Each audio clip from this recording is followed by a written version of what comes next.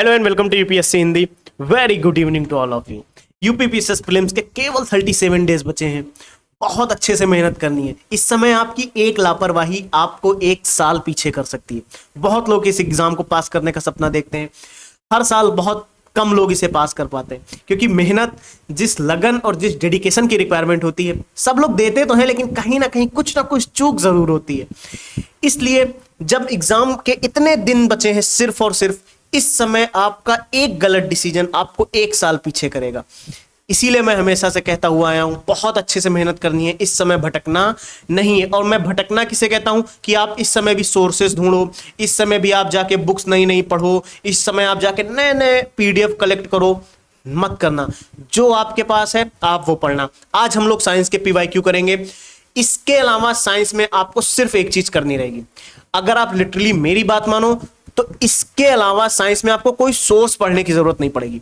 आप यहां पे शांति से जो भी पीवाईक्यू यहां पे मैं आपको कराऊं, सारे पीवाईक्यू आप करिए। जो गलत हो उन्हें नोट करते जाओ, जो सही हो उन्हें रिवाइज करो, बस। इसके अलावा अगर यूपीएससी हिंदी की टेस्ट सीरीज आपने लगा ली, उसका एक्सप्लेनेशन पढ़ लिया, साइंस के क्वेश्चंस लगाए और उसका एक्सप्लेनेशन पढ़ लिया, इसके अलावा आपको साइंस में कुछ भी करने की जरूरत नहीं। सारी चीजें कवर हो जाएंगी। But one thing very important, अगर आपने कोई सोर्स पढ़ा है उसे चेंज मत करना। इस समय प्लीज उसे चेंज मत करना, स्किप मत करना, उसे जरूर रिवाइज करना। आप ये पीवाईक्यू की प्रैक्टिस करो और उसे साइंस की अपने जो भी सोर्स है उसे रिवाइज करो, ठीक है। अब तो कोई डाउट नहीं होगा। जो भी डाउट हो आप कमेंट में करना, लेकिन एक चीज आज लिख के जाना भाई, बहुत कम समय बचा है, बहुत अच्छे से मेहनत करनी है, क्योंकि जो सपना आपने देखा है उस सपने को और भी लोग जी रहे हैं आपके साथ, आपके लिए। समझ रहे हो आप कि जो सपना आपने देखा, जिसे आप पूरा करना चाहते हो, वो आपके सपने को अपना सपना मान के कुछ लोग जी रहे हैं कि ये सफल होगा। तो उनकी आंखों की खुशी, उनके चेहरे की खुशी के लिए आपको मेहनत करनी है। हम लोग विदाउट वेस्टिंग द टाइम अब साइंस के क्वेश्चंस करेंगे। बीच में कोई भी इधर उधर का डिस्कशन नहीं होगा। मेहनत करेंगे, बहुत अच्छे से एग्जाम फोड़ना है। अब एग्जाम फोड़ेंगे ना बहुत अच्छे से। यूपीएससी हिंदी आपके साथ है, मैं आपके साथ हूं, एग्जाम फोड़ेंगे, ठीक है। चलो स्टार्ट करते हैं साइंस के क्वेश्चंस। पहले क्वेश्चन से स्टार्ट करेंगे। पहला सवाल पढ़ते हैं। लग के कॉपी पे ना सामने रखना, सोना नहीं है, भागना नहीं है, आए हो तो बैठो, साइंस के क्वेश्चंस करके जाओ। 100 सवाल के लगभग आज हम लोग करने का प्रयास करेंगे, जितने कर पाएंगे करेंगे।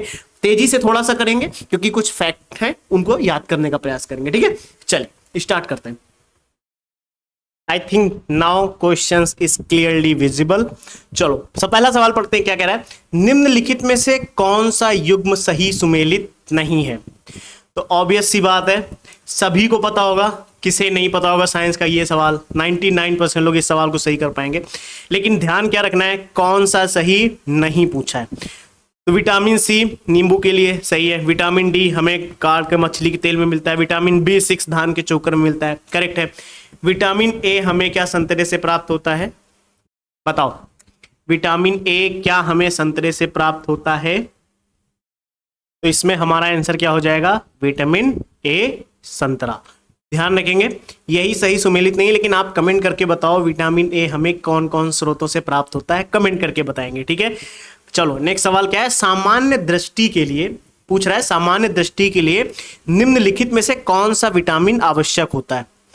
सामान्य दृष्टि के लिए कौन सा विटामिन आवश्यक होता है, कमेंट करके बताओ। फॉलिक अम्ल, राइबोफ्लेविन, नियासिन या रेटिनॉल? ऑब्वियस सी बात है, सभी बता पाएंगे, रेटिनॉल। आगे बढ़े, चलो नेक्स्ट क्वेश्चन। बॉटुलिज्म क्या है? बॉटुलिज्म क्या है? चले बताइए, बॉटुलिज्म क्या है? सिंपल बॉटुलिज्म का मतलब पूछा है यहाँ पे। तो बॉटुलिज्म का मतलब होता है, बॉटुलिज्म का मतलब होता है भोज्य पदार्थ से होने वाला विषैलापन, ठीक है। चलें आगे, चलो पूछ रहा है विद्युत विभव के संबंध में, इलेक्ट्रिक पोटेंशियल के बारे में सवाल है। इलेक्ट्रिक पोटेंशियल के बारे में सवाल आपसे पूछा है, और नॉर्मल सा सवाल है, जनरल साइंस का। कह रहा है कि विद्युत विभव के संदर्भ में निम्नलिखित में से कौन सा कथन सही है? तो अब आप बताओ, विद्युत विभव एक अदिश राशि है कि सदिश राशि है? चलो बताओ। और सॉरी, विद्युत विभव एक सदिश राशि। चलें आगे, सवाल सही, कोई दिक्कत तो नहीं। चलो आगे चलते। कह रहा है मानव शरीर अपने लिए आवश्यक सभी विटामिनों का संश्लेषण कर लेता है। भाई साहब ये गलत है। विटामिन सभी, मतलब जो शरीर है हमारा, वो सभी विटामिन का संश्लेषण नहीं करता है। ध्यान रखेंगे, अगली बार ये स्टेटमेंट अगर आपसे पूछा जाए तो ध्यान रखना। शरीर के उचित विकास के लिए विटामिन अनिवार्य होते हैं। हाँ, ये स्टेटमेंट सही है, तो यानी ए गलत है लेकिन आर सही है। चलें आगे। चलो, कह रहा है निम्नलिखित में से रक्त में निम्नलिखित में से किसकी उपस्थिति के कारण ब्लू बेबी सिंड्रोम होता है। तो पहले तो आप मुझे ये बताइए, ब्लू बेबी सिंड्रोम क्या है? कोई बता पाएगा? What is a blue baby syndrome? देखो, ब्लू बेबी सिंड्रोम जो है वो एक, ध्यान से सुनना, मैं आपको सिंपल, आप सुनोगे तो क्लियर हो जाएगा।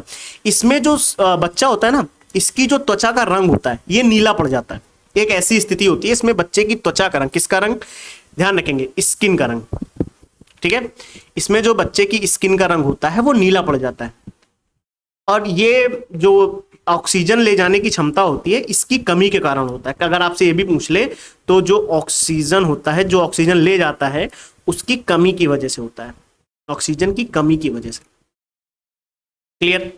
मैं आपको इसमें जैसे आपको पता, इसमें जो आंसर दिया मैं आपको बताता हूं। यहां पे आंसर लिखा है 6 का डी, नाइट्रेट। लेकिन मैं आपको एक चीज बताता हूं, इसका एक प्रॉपर तरीके से ध्यान से सुनना। जो नाइट्रेट होता है, ठीक है, ऐसे समझो, ये जो नाइट्रेट है, शरीर इसको कन्वर्ट करता है नाइट्राइट में।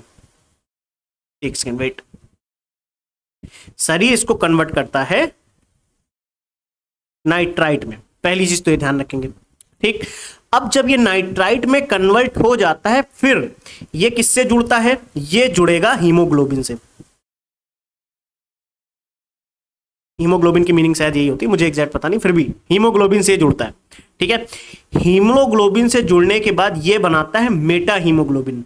ये क्या बनाता है? Meta haemoglobin. क्लियर? कोई डाउट? बताओ। मेटा हीमोग्लोबिन जब बनाता है, इससे रक्त की ऑक्सीजन ले जाने की क्षमता क्या हो जाती है? कम हो जाती है।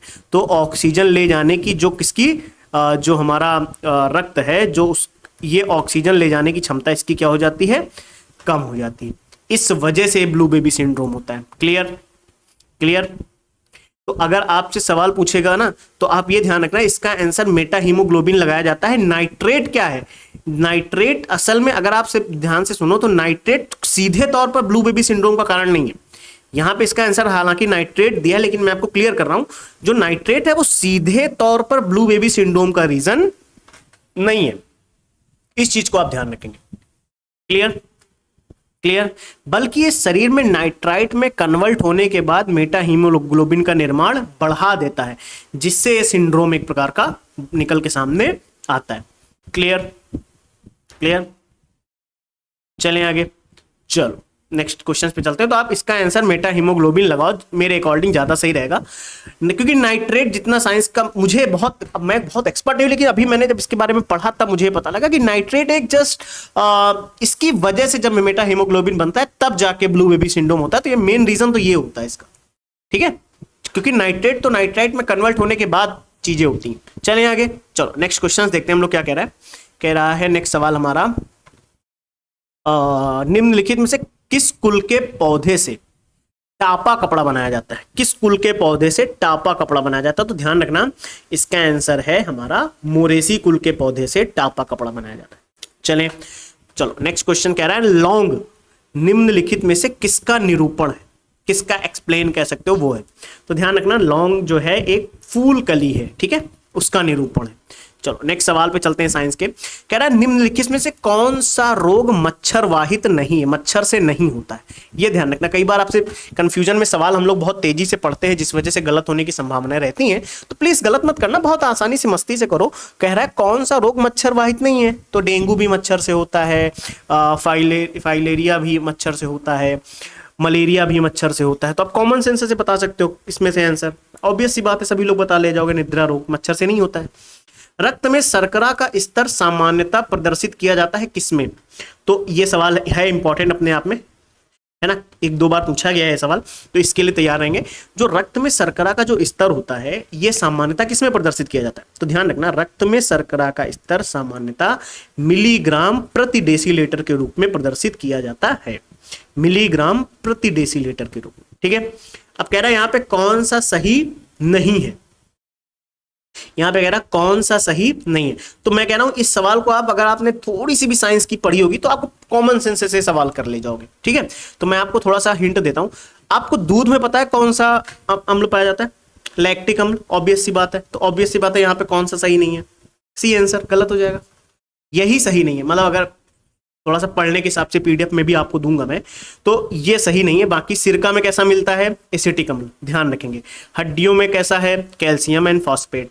अमाशय में हाइड्रोक्लोरिक अम्ल। तो ये याद करना है, प्लीज इसे याद करना है, इसे रिवाइज करना, ठीक है। ये गलती दोबारा मत करना, इसे रिवाइज करना है। सिरका में एसिटिक अम्ल, हड्डियों में कैल्शियम एंड फॉस्फेट, दूध में लैक्टिक एंड आमाशय में हाइड्रोक्लोरिक। एक बार और बोल लें, सिरका में एसिटिक, सिरका में एसिटिक, हड्डियों में calcium and phosphate, calcium and phosphate, clear है।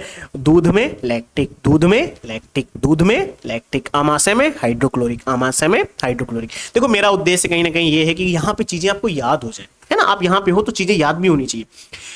निम्न में से किस कण पर शून्य आवेश होता है? सवाल है किस कण पर शून्य आवेश होता है। देखो यहाँ पे जब हम लोग ज्यादा सवालों की प्रैक्टिस करते हैं तो ऑब्वियस सी बात है कुछ सवाल हो सकता है मेरे से जल्दबाजी में गलत हो जाए या आंसर ही मुझसे गलत लग जाए, है ना। तो प्लीज कमेंट में उसको बता देना, सर एक बार इसको चेक कर लीजिए, तो मैं नेक्स्ट क्वेश्चन नेक्स्ट क्लास में उसे चेक कर लूंगा, बता दूंगा। या मैसेज कर दो, आपको पास तो मेरी आईडी है ना। आपको आईडी मुझे एक यूजर नेम ध्यान नहीं आ रहा, लेकिन मेरी आईडी है, आपको मैंने पिछली क्लासेस में दे रखी है, आप वहां पे मैसेज कर दो। मुझे मैसेज मत करो, आप ग्रुप में मैसेज करो जो भी डाउट है। वहां पे मैं आपके मैसेज देखता जरूर हूँ, मैं वहां पे जब आपको रिप्लाई कर दूं कभी तो आपको वहां से मेरी आईडी मिल जाएगी, ठीक है। तो आप परेशान मत होइए, मस्ती से तैयारी करिए, एकदम परेशान नहीं होते किसी चीज को लेकर, ओके। चलो बताओ किस कण पर शून्य आवेश होता है? पॉजिट्रॉन पे, न्यूट्रिनो पे, इलेक्ट्रॉन पे या अल्फा कण पे? तो ऑब्वियस सी बात है न्यूट्रॉन पे होता है ना, न्यूट्रॉन पे जीरो आवेश। रेडियोधर्मिता के कौन सा कथन इसमें से सही है? इसने पूछा रेडियोधर्मिता का कौन सा कथन, रेडियो एक्टिविटी का कौन सा कथन सही है? रेडियोधर्मिता एक नाभिकीय गुण है, हाँ नाभिकीय गुण है, बिल्कुल सही। रेडियो धर्मिता में एक नेक्स्ट पॉइंट क्या कह रहा है? नाभिकीय विखंडन के सिद्धांत पर हाइड्रोजन बम बनाया जाता है। नहीं, यह स्टेटमेंट गलत है। नाभिकीय संलयन के नाम पे बनाया जाता है, नाभिकीय संलयन के सिद्धांत पे हाइड्रोजन बम बनाया जाता है। लेकिन एक चीज बताते हैं हम आपको, हाइड्रोजन बम बनाने के लिए नाभिकीय संलयन की प्रक्रिया शुरू करने के लिए नाभिकीय विखंडन हमें करना पड़ता है, एक बम फोड़ना पड़ता है। लेकिन ये जो यहाँ पे सिद्धांत लिखा है, सिद्धांत नाभिकीय संलयन का है, क्लियर। तो यहाँ पे कौन सा ऑप्शन सही हो जाएगा? केवल और केवल पहला। चलें आगे, चलो नेक्स्ट क्वेश्चन पे चलते हैं। क्या कह रहा है? कह रहा है रिंगलमैन स्केल। इंपॉर्टेंट सवाल है, पहले तो ये ध्यान रखेंगे, है ना, इंपॉर्टेंट सवाल है अपने आप में। रिंगलमैन स्केल का प्रयोग किसके घनत्व के मापन में होता है? किसके घनत्व के मापन में होता है बताना है आपको, किसके घनत्व के मापन में होता है? 15 नंबर 14 नंबर सवाल है, बताओ। तो मैं आपको बताता हूं, रिंगलमैन स्केल धुआं के घनत्व के मापन में होता है, ठीक है, ध्यान रखेंगे। अगली बार ये सवाल है तो प्लीज कंफ्यूज नहीं होंगे। नोट्स में अगर आपने नहीं लिखा तो कहीं नोट कर लेना, इसको रिवाइज भी करना है बेटा, नहीं भूल जाओगे क्या मतलब बनेगा। वायुमंडल में प्रकाश के प्रसार का कारण क्या है? जो लाइट है उसका जो प्रसार होता है उसका रीजन क्या है? वायुमंडल में प्रकाश के प्रसार का रीजन क्या है? कार्बन डाइऑक्साइड है, धूल कण है, हीलियम है, जलवाष्प है, बताओ। वेरी गुड, धूल कण। चलें आगे, चलो। विश्व का पहला हृदय प्रत्यारोपण निम्न में से किसने किया था? वेरी इंपॉर्टेंट सवाल है, पहले तो ये ध्यान रखेंगे, है ना। चलो, इस तरीके के सवाल पूछता है पीसीएस। तो विश्व का पहला हृदय प्रत्यारोपण निम्न में से किसने किया? तो ध्यान रखेंगे क्रिश्चियन बर्नार्ड ने, क्लियर। चलें आगे, चलो। नाइट्रोजन एक आवश्यक अवयव नहीं है, तो किसका अवयव नहीं है? क्लोरोफिल का नहीं है, आरएनए का नहीं है, डीएनए का नहीं है, कार्बोहाइड्रेट का नहीं है, किसका नहीं है? तो ध्यान रखना, कार्बोहाइड्रेट का नहीं है। नाइट्रोजन कार्बोहाइड्रेट का अवयव नहीं है, क्लियर। शीत प्रकोष्ठ यानी कोल्ड स्टोरेज की यहाँ पे बात हो रही है। किसकी बात हो रही है? कोल्ड स्टोरेज की। कंफ्यूज नहीं होंगे, कई बार शीत प्रकोष्ठ इतनी कठिन हिंदी है नहीं समझ में आती। चलिए, कोल्ड स्टोरेज में फल भंडारण, जब भी हम लोग फ्रूट स्टोर करते हैं उसको दीर्घ भंडारण जीवन देता है। मतलब कह रहा है कोल्ड स्टोरेज में फल भंडारण दीर्घ भंडारण जीवन देता है, मतलब लंबे समय तक फल की लाइफ बढ़ जाती है। तो क्यों बढ़ जाती? सूर्य के प्रकाश का संसर्ग नहीं, मतलब सूर्य की लाइट नहीं पहुंचती, CO2 वातावरण में बढ़ जाती है, श्वसन दर का ह्रास होता है, या आर्द्रता कम हो जाती। तो एक चीज मैं आपको बताता हूं, इसका आंसर तो सी है, लेकिन इसका एक्सप्लेनेशन आपको सुनना बहुत जरूरी है, काफी चीजें वहां से समझ में आएंगी। मैं इसके एक्सप्लेनेशन में आपको एक चीज बताता हूं, लेकिन एक चीज जरूर ध्यान रखना, very important, what is the most important की कि जैसे यहां पे हम लोगों ने कोल्ड स्टोरेज के बारे में देखा, तो आप ध्यान से समझना, फल कटा, सुनो ध्यान से, आपको चीजें सुन के भी क्लियर होंगी। फल कटाई हुई, तो फल जब कट के आता है तो उसमें कुछ ऐसे जीव होते हैं जो जीवित होते हैं, होंगे या नहीं होंगे, ध्यान से सुनो पहले, अब मैं जो बोल रहा हूं उसको सुनो, प्लीज सुनो, है ना, ठीक है। जो फल जब कट के आएगा तो उसमें कुछ जीव होंगे छोटे छोटे जो दिखते नहीं आंखों से, वो भी तो सांस लेते होंगे, वो भी तो श्वसन करते होंगे। तो इस श्वसन के दौरान वो पता क्या करते हैं, वो अपने अंदर की जो उनकी ऊर्जा होती है, संग्रहित ऊर्जा जिसे कहते हैं, क्या कहते हैं, उसे हम बोलते हैं संग्रहित ऊर्जा, तो उसे छोड़ते हैं वो। अब उस ऊर्जा में जैसे शर्करा भी हो सकती है वगैरह वगैरह, है ना, और बहुत माइन्यूट लेवल पे बात मैं आपको बता रहा हूं, है ना। तो अब उससे क्या होगा कि जैसे ही शर्करा को वो छोड़ेंगे, तोड़ेंगे, तो वो कार्बन डाइऑक्साइड भी छोड़ते हैं, क्लियर, कार्बन डाइऑक्साइड भी छोड़ेंगे वो। देखो श्वसन वह प्रक्रिया है जिसमें वो ऊर्जा को तोड़ते हैं, कार्बन डाइऑक्साइड छोड़ते हैं, ऊर्जा एनर्जी को तोड़ेंगे, कार्बन डाइऑक्साइड छोड़ेंगे, जिससे फल क्या होते हैं, पकने लगते हैं, और धीरे धीरे जब फल पक जाते हैं तो धीरे धीरे वो खराब भी हो जाते हैं। कोल्ड स्टोरेज में क्या होता है, ये श्वसन की दर क्या हो जाती है, बहुत धीमी हो जाती है। इस श्वसन की दर कैसी हो जाती है, बहुत धीमी हो जाती है, इसलिए वो एनर्जी को तोड़ते नहीं हैं, एनर्जी को ब्रेक जो हो रही होती है वो स्लो डाउन हो जाती है। इस वजह से कहीं ना कहीं उनकी लाइफ साइकिल बढ़ जाती है, क्योंकि वो कम तेज पक पाते हैं, तेजी कम होती है उनमें, क्लियर। चलें आगे, चलो मस्ती से चलो, एकदम परेशान नहीं होते किसी चीज को लेकर। निम्नलिखित में से कौन सा एलपीजी का मुख्य अवयव है, चलो बताओ, एलपीजी का मुख्य अवयव कौन सा है, तो ब्यूटेन, ठीक है। चलो आगे चलते हैं, कह रहा है राइबोफ्लेविन, राइबोफ्लेविन की कमी से कौन सा रोग होता है, राइबोफ्लेविन की कमी से कौन सा रोग होता है, तो राइबोफ्लेविन की कमी से होता है चेइलोसिस, क्लियर, ध्यान रखेंगे इसको हम लोग, इंपॉर्टेंट है, ठीक है। चलें आगे, चलो नेक्स्ट सवाल पे चलते हैं, क्या कह रहा है हमारा, फेफड़ों में गैसीय विनिमय का स्थल कौन सा है, तो फेफड़ों में गैसीय विनिमय का जो स्थल है वो है अल्वियोलाई, अल्वियोलाई, क्या है, अल्वियोलाई। इसको एज अ वन स्टेटमेंट के फॉर्म में भी आप याद कर लो। देखो इसको पढ़ाने के बारे में आपको बता सकता हूं, जैसे यहाँ पे लिखा है ट्रैक्यूल्स, है ना, ट्रैक्यूल्स लिखा है ऐसे, तो ट्रैक्यूल्स क्या है, ये रेस्पिरेटरी सिस्टम का पार्ट होता है, लेकिन ह्यूमन का नहीं, क्लियर, इंसेक्ट्स में होता है, किसमें होता है, ये होता है इंसेक्ट्स में होता है, फेफड़ों से संबंधित है, श्वसन से संबंधित ये भी है, लेकिन ये इंसेक्ट्स में होता है, क्लियर। ऐसे ही जो ब्रोक्यूल्स है, ये बहुत स्मॉल एयरवेज होते हैं लंग्स के अंदर, ठीक है, लेकिन जहां पे जो सवाल पूछा है वो अल्वियोलाई से संबंधित है, ठीक है। चलें आगे, एक कांच है, कांच नहीं है, निम्न में से कौन सा कांच कौन से प्रकार के पराबैंगनी किरणों को काटता है, कांच मतलब निम्न में से कांच कौन सी प्रकार की पराबैंगनी किरणों को काटेगा, तो क्रूक्स को, ठीक है। चलें आगे, ये जो लिखा है क्रूक्स कांच है, ठीक है।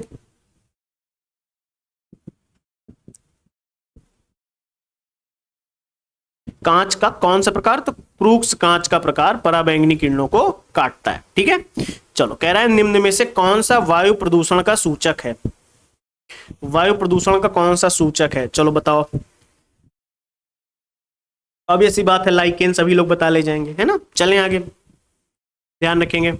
अब देखो कौन सा सही नहीं पूछा है, यहां पे पूछा है कौन सा सही नहीं है, तो ये सवाल आप बताएंगे। चलो पहले इसको पढ़ो, फिर इसका कमेंट में आंसर दो आप सबसे पहले, इसको पढ़ के आप कमेंट में इसका आंसर भी देना है। अच्छा नीचे एक सवाल है, रुको, भी नीचे दो सवाल है, रुको रुको रुको, पहले ये कर लेते। खीरे को काटकर यदि नमक डाला जाता है तो निम्न में से किसके कारण पानी निकलता है, तो परासरण के कारण। तो एग्जाम में सवाल भी आया था परासरण और प्रतिलोम परासरण के बारे में, आया था ना, याद है आपको, है ना, बस वही ध्यान रखना है आपको, परासरण। और एक बार इसे देख लीजिएगा आप, चाहे यूट्यूब से पढ़ लीजिए, चाहे मैं बता दूं इसके बारे में आपको, तो ध्यान से सुनेंगे परासरण और प्रतिलोम परासरण के बारे में, लेकिन कंफ्यूज नहीं होंगे, ठीक है। मैं आपको बताता हूं परासरण क्या है और प्रतिलोम परासरण क्या है। देखो परासरण में क्या होता है, बहुत ध्यान से समझेंगे चीजों को, ठीक है, बहुत ध्यान से समझना। देखो सामान्य परासरण में क्या होता है, पानी जो होता है विलायक, पानी यानी विलायक अर्धपारगम्य झिल्ली के माध्यम से कम सांद्रता वाले घोल से अधिक सांद्रता वाले घोल की तरफ जाता है। मैंने क्या कहा, जो पानी है ये एक विलायक है, ठीक है, ये क्या है, ये विलायक है। क्लियर, बताओ कोई डाउट यहां तक। ये पानी विलायक अर्धपारगम्य झिल्ली, सवाल में भी यही लिखा था, क्या लिखा था, अर्धपारगम्य झिल्ली, किसके माध्यम से, अर्धपारगम्य झिल्ली के माध्यम से कम सांद्रता वाली, कम सांद्रता से उच्च सांद्रता की तरफ जाता है, कम सांद्रता वाले घोल से अधिक सांद्रता वाले घोल की तरफ गति करता है। लेकिन प्रतिलोम परासरण में क्या होता है, हम एक बाहरी दबाव लगाते हैं। यह परासरण के बारे में मैंने आपको बताया, ये किसके बारे में बताया मैंने, ये परासरण के बारे में बताया। प्रतिलोम परासरण में क्या होता है, हम लगाते हैं बाहरी दबाव, हमने क्या लगाया, एक बाहरी दबाव लगाया जो परासरण का दाब हो उससे अधिक, यानी जो घोल का परासरण कम सांद्रता वाला घोल से अधिक सांद्रता वाले घोल की तरफ जाता है परासरण में, प्रतिलोम परासरण में हम एक दबाव लगाते हैं जो इस घोल के दबाव से ज्यादा होता है। इस घोल के दबाव से जो हम दबाव लगाएंगे वो इस घोल के दबाव से ज्यादा दबाव होता है। और जब हम दबाव लगाते हैं तो क्या होता है, दाब अर्धपारगम्य झिल्ली के माध्यम से पानी के अणुओं को, जो पानी के अणु होते हैं, उच्च सांद्रता से निम्न सांद्रता की ओर ढकेल देता है। क्लियर, उच्च सांद्रता वाले विलयन से शुद्ध विलायक यानी पानी की तरफ ढकेलना शुरू कर देगा। समझ आया ये बात। तो ये जो आप खीरा वाला सुन रहे हो, खीरे में क्या हुआ है, खीरे में जो खीरे के अंदर कोशिकाओं में पानी की सांद्रता है बाहर की तुलना में ज्यादा है ना, बाहर की तुलना में अंदर कोशिकाओं में पानी ज्यादा है ना।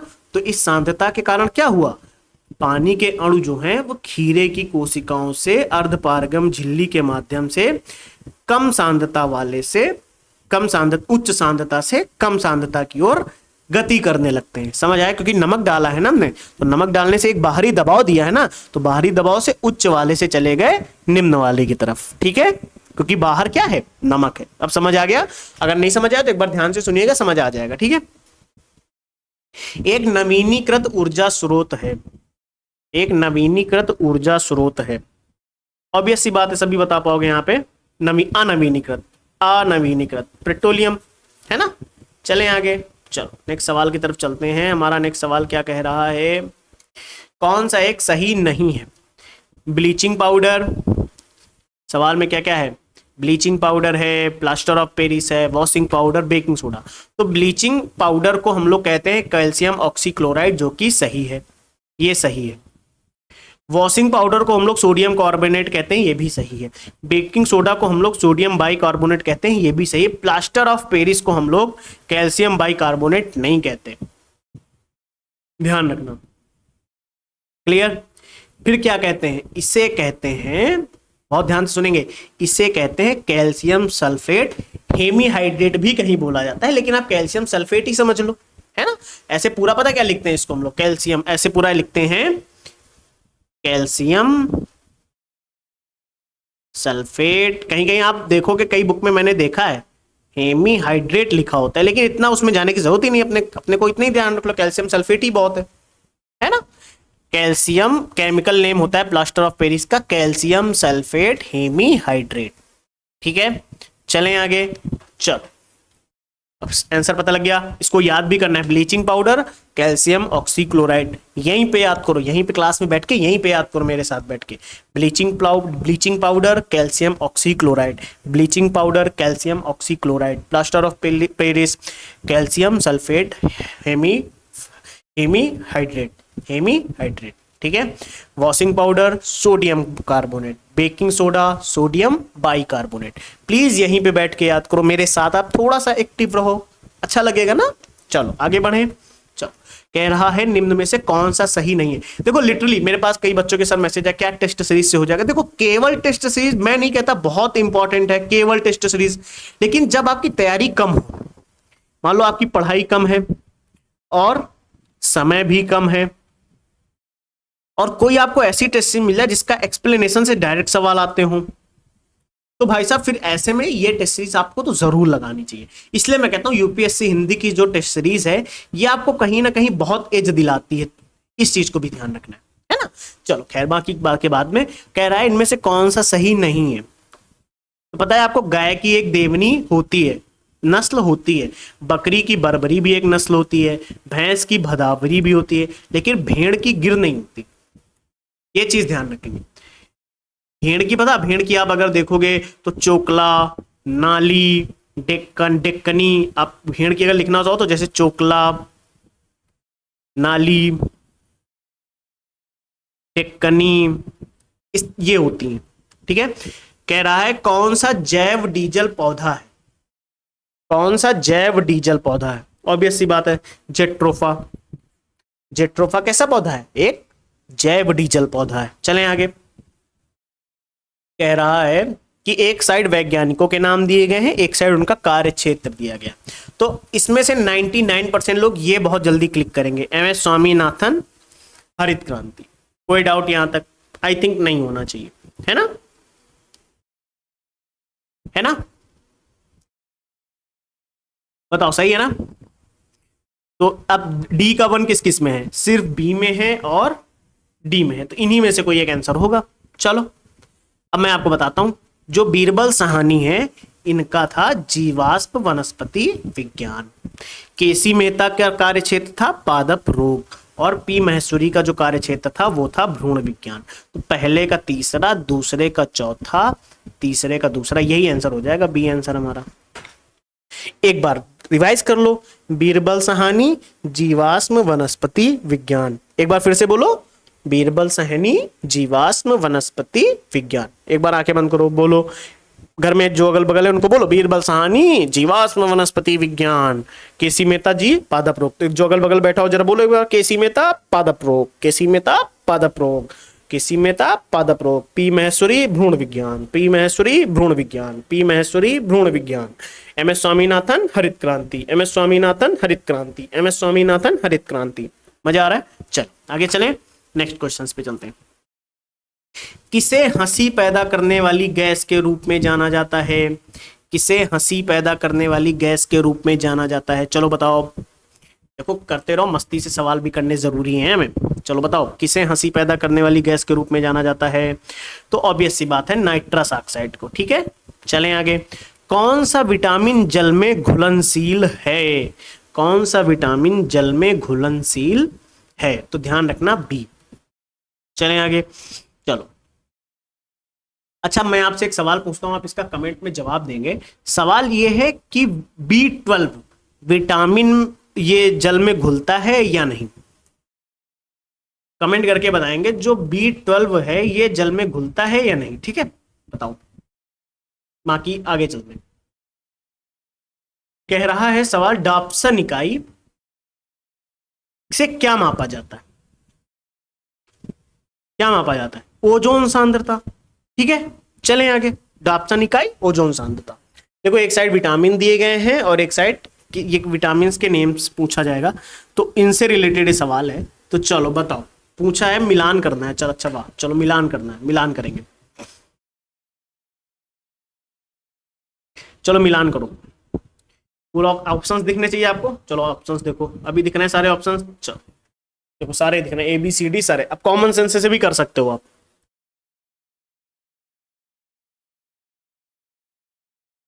देखो विटामिन, एंजाइम, हार्मोन, प्रोटीन। तो विटामिन का संबंध किससे होता है, बताओ जल्दी बताओ। मैं क्लिक करूंगा कि आप बताओगे। विटामिन, चलो एक मिनट आप समय लो, पहले आप इसको करो। वेरी गुड सवाल है, सोचा? देखो, विटामिन का होता है कैरोटीन, विटामिन का क्या होता है? कैरोटीन। एंजाइम का क्या होता है? पेप्सिन। एंजाइम का क्या होता है? पेप्सिन। हार्मोन का प्रोजेस्टेरोन और प्रोटीन का केराटीन। ध्यान रखना, बहुत इंपॉर्टेंट सवाल है, इस चीज को भी इंपॉर्टेंट है, ध्यान रखना, याद भी करना है इसे, ठीक है। ये सवाल एक साइड आपको दिए गए हैं, सवाल क्या है, एक साइड आपको क्या दिए गए? Vitamin, enzymes, hormone and protein, ठीक है।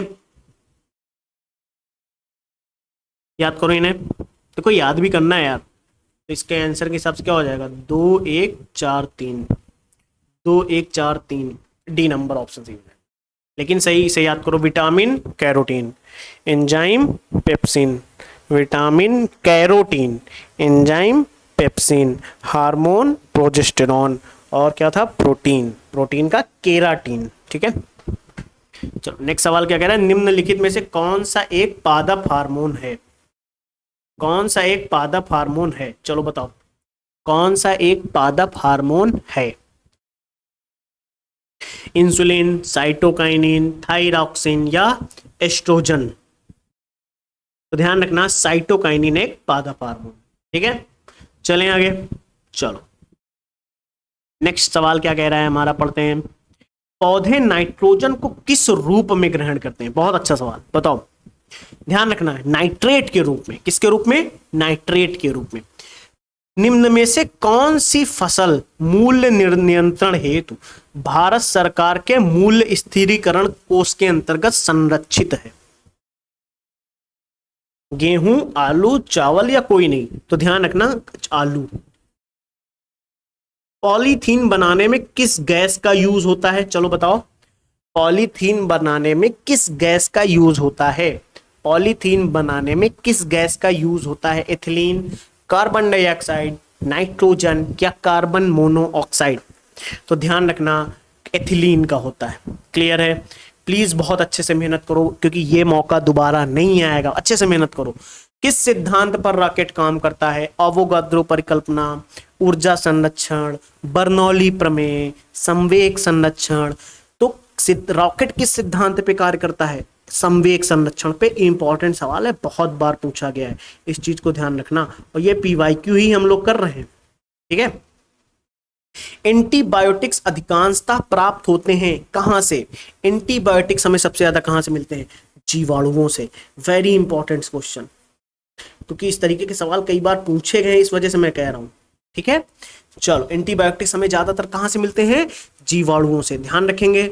चलो आगे, कौन सा सही नहीं पूछा है?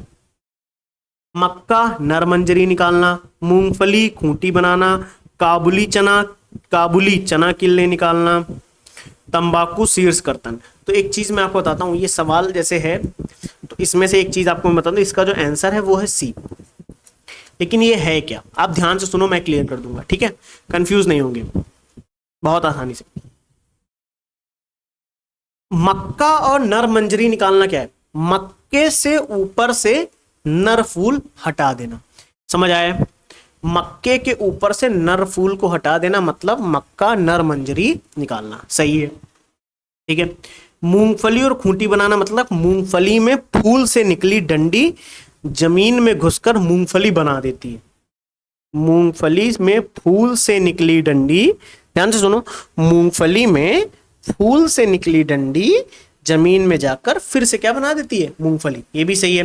तंबाकू और शीर्ष कर्तन का मतलब क्या है? तंबाकू में ऊपर की कली तोड़ना ताकि पत्तियां बड़ी और अच्छी हों। तंबाकू और शीर्ष कर्तन का मतलब क्या है? तंबाकू में ऊपर की कली तोड़ना ताकि पत्तियां बड़ी और अच्छी हों। ये भी सही है, यानी ये 3 सही आ गया आपको, ये तो भी समझ आ गया आपको, है ना। लेकिन ये भी समझ आ गया और ये भी समझ आ गया और ये भी समझ आ गया। काबुली चना किल्ले निकालने का मतलब क्या है? देखो, किल्ले निकालने का मतलब है पौधे के तने से नीचे से नई टहनियां निकालना। पौधे के तने से, ये वर्ड ध्यान रखना, पौधे के तने से नीचे से, लिख लीजिए, नई नई टहनियां निकालना। क्लियर, कोई डाउट तो नहीं? ये किसका मतलब है? ये किल्ले निकालने का मतलब है, इसका मतलब है। ठीक है, और ये किस में होता है? ये गेहूं और धान में होता है। हाँ, अगली बार सवाल है तो कंफ्यूज मत होना, ये हमें कहां देखने को मिलेगा? ये कई बार इसी में कंफ्यूज हो जाते हैं हम लोग, क्योंकि हाँ चीज नहीं है, लेकिन अब जैसे पता लग रही है तो अब ध्यान से सुन लो। गेहूं और धान में अक्सर हम लोग ये देखेंगे, लेकिन काबुली चना जो है ये किल्ले नहीं निकलते, ये गलत। ठीक है, चलें आगे। चलो अभी कंफ्यूज नहीं होंगे, अब आगे चलते हैं। हल्दी भूमिगत तने का उदाहरण है। हल्दी भूमिगत तने का उदाहरण है जिसे कहते हैं राइजोम। क्लियर, याद कर लो इसे, एक दो बार रिवाइज करेंगे। कोलेस्ट्रॉल में क्या होता है? निम्नलिखित में से कोलेस्ट्रॉल क्या है? स्टेरॉयड है, विटामिन है, उत्प्रेरक है या कीटनाशक है? तो ध्यान रखेंगे स्टेरॉयड एक प्रकार का कोलेस्ट्रॉल है। कौन सा प्रथम सफल क्लोन्ड जानवर है? इंपॉर्टेंट सवाल है। प्रथम सफल क्लोन्ड जानवर कौन सा है? प्रथम सफल क्लोन्ड जानवर कौन सा है? तो प्रथम सफल क्लोन्ड जानवर जो है वो है गिबन की भेड़। भेड़ है, क्लियर, भेड़। प्रथम क्लोन्ड जानवर भेड़ है।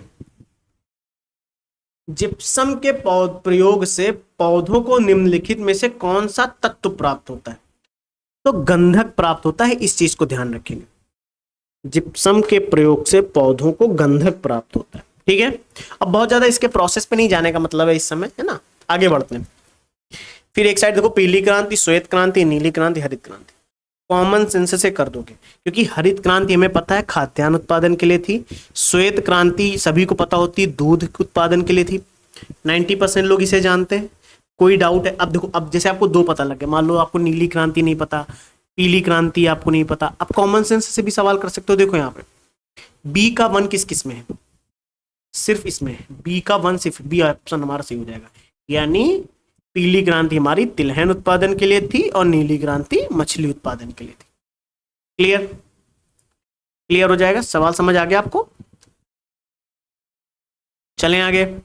तो अब इसे याद कर लो, पीली क्रांति तिलहन उत्पादन, श्वेत क्रांति दुग्ध उत्पादन, हरित क्रांति खाद्यान्न उत्पादन, नीली क्रांति मछली उत्पादन।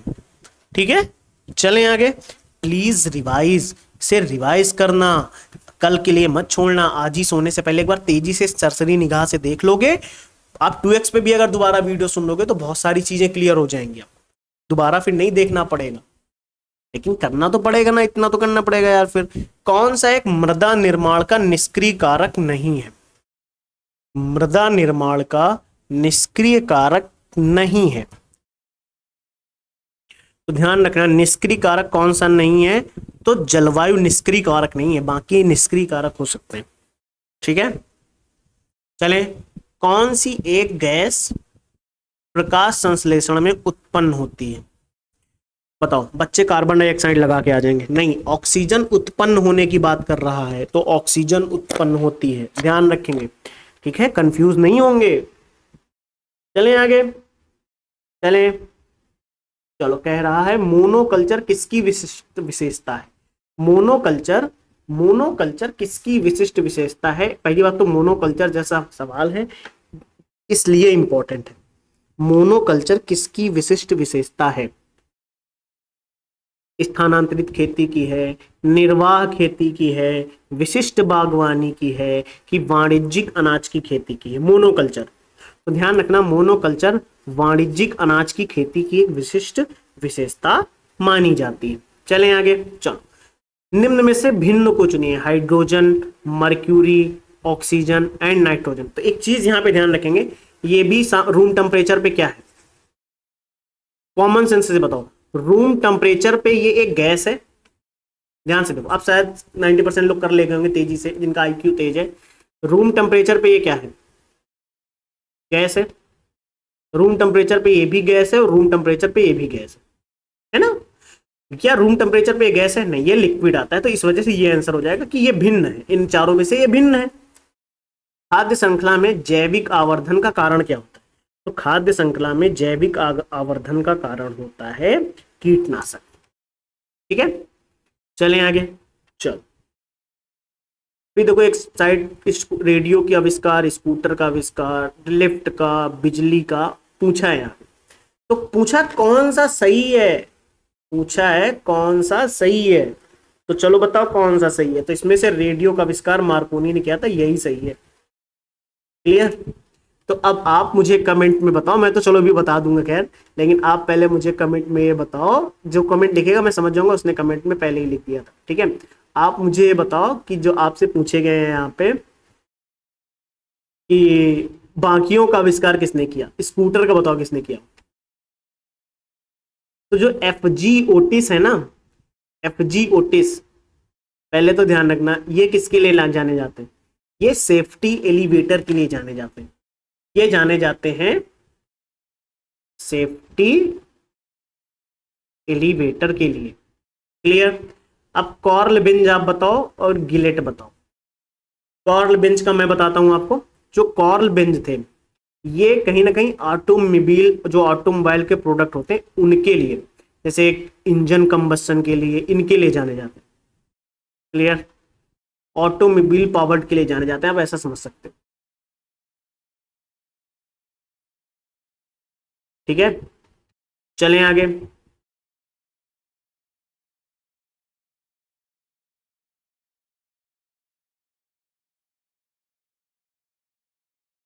जो कार्ल ड्रेज थे, कार्ल ड्रेज, ये जाने जाते हैं कई बार स्कूटर के, है ना। तो जैसे कार्ल बिंज यहाँ पे लिखा है, तो कार्ल बिंज किसके जाने जाते हैं, ये आंतरिक दहन इंजन द्वारा संचालित ऑटोमोबाइल के आविष्कार के लिए जाने जाते हैं। क्लियर। लिफ्ट के लिए इन्हें नहीं जाना जाता। तो आप अगर ऑटोमोबाइल भी लिख दोगे तो भी सही रहेगा एक बार। तो आप मुझे गिलेट का बताएंगे और बिजली पंखे का बताएंगे किसने किया। ठीक है, चलें आगे। लिफ्ट का कौन बताएगा, एलिसा ओटिस, एलिसा ओटिस, ध्यान रखेंगे, एलिसा ओटिस। ठीक है, मैं थोड़ा धीरे इसलिए हूं ताकि आप याद कर पाओ इसी क्लास में। चलें आगे।